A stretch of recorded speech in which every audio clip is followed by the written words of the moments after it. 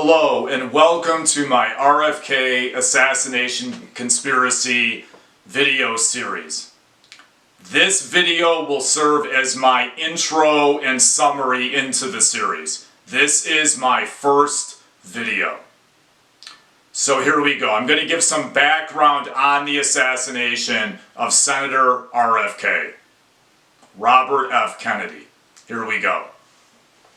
On June 5th, 1968, Senator Robert F. Kennedy of New York was shot and killed at the Ambassador Hotel in Los Angeles. I believe the reason he was shot and killed because he was going to win the presidency. He was shot and killed right before he could obtain the Democratic nomination for president, which I think he would have obtained and he would have won.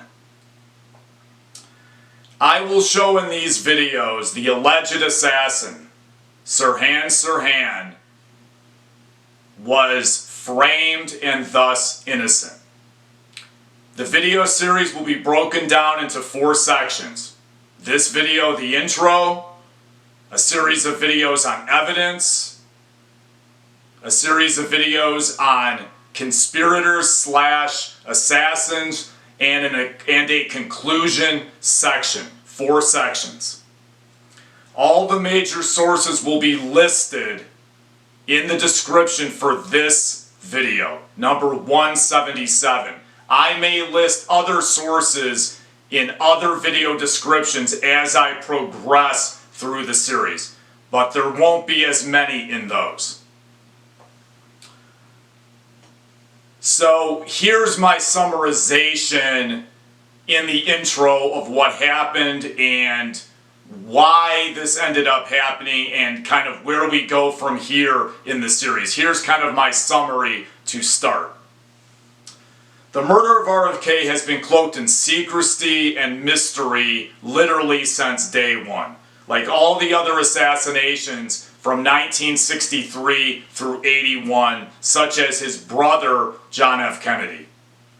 The murders are connected and sometimes on a global level, in my opinion.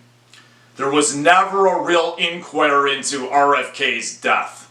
I believe many of these men, or pretty much almost all of them, were killed for some of the same reasons. But the reality is there was no real inquiry into Senator RFK's death. They were simply a bunch of cover-ups and PR moves by the LA Police Department, the CIA, and the FBI. Sirhan never received a good defense or a fair trial in the state of California, which is very big evidence of conspiracy and shows kind of the direction this is going to go in. The trial defense kept him out of the electric chair at the time, but they never really exposed the conspiracy. Therefore, I believe, along with pretty much all the other researchers, that the trial was a sham.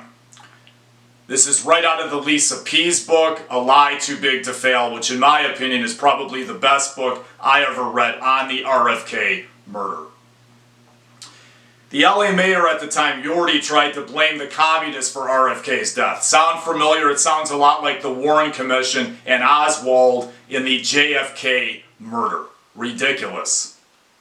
Sirhan had 3 famous lawyers initially, totally unfair and highly legally unethical early on. His defense was essentially a mess.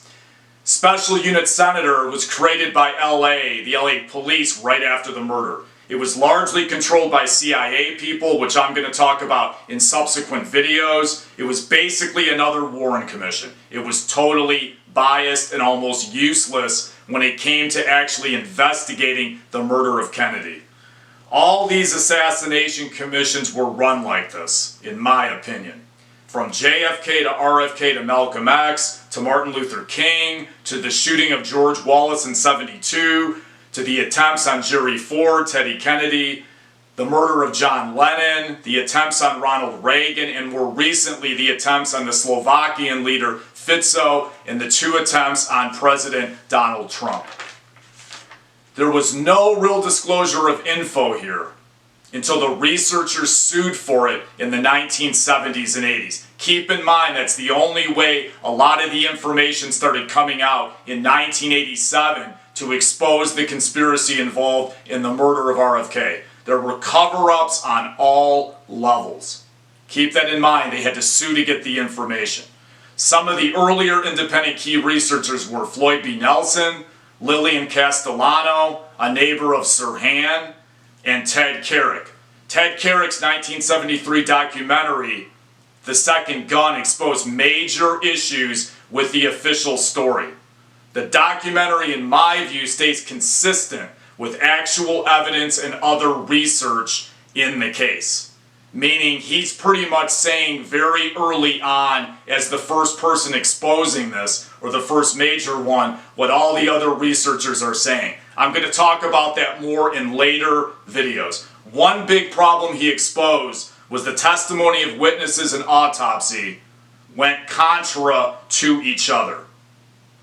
According to the Lisa Pease book, she thought he might have been a CIA informant. It might even be true, but all I know is he was the first big guy that really exposed the conspiracy at work here and the problems with the evidence. 70% of the photos of SUS were destroyed according to the Tate Johnson book.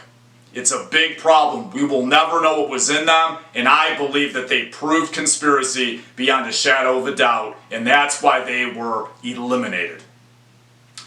Once again, thank you for your time. Thank you for your consideration. Please make a note, my next video is going to be on the Sirhan notebooks and the problems with them and the Von Prague tape.